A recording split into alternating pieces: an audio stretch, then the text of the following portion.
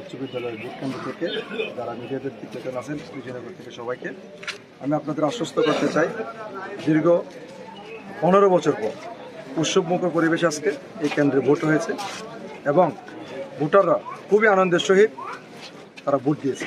তাদের মধ্যে যে একটা ক্ষোভ ছিল, দীর্ঘদিন তারা ভোট দিতে পারে নাই, সেই ক্ষোভটা আজকে তারা ভোটের মাধ্যমে প্রকাশ করছে এবং সুষ্ঠু এবং ফেয়ার একটি নির্বাচন হয়েছে, যেটা আসলে অতীতে আমরা কখনো দেখিনি। অতীতে আমরা যে সরকার ছিল তার মধ্যে আমরা দেখি নাই।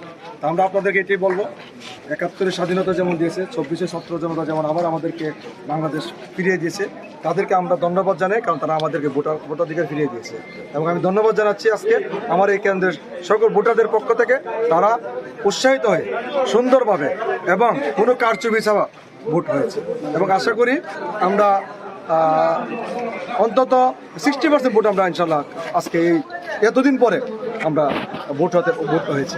তো আমরা আপনাদের মাধ্যমে সবাইকে জানাবো, ভোটাধিকার আমাদের নাগরিক অধিকার। আমরা সবাই ভোটের মাধ্যমে আগামী দিনে নেতৃত্ব বাংলাদেশে কে দেবে তাকে নির্বাচিত করব এবং যাকে নির্বাচিত করব সে সৎ মানুষ হবে, এটা আমরা প্রত্যাশা করি। ধন্যবাদ আপনাদের।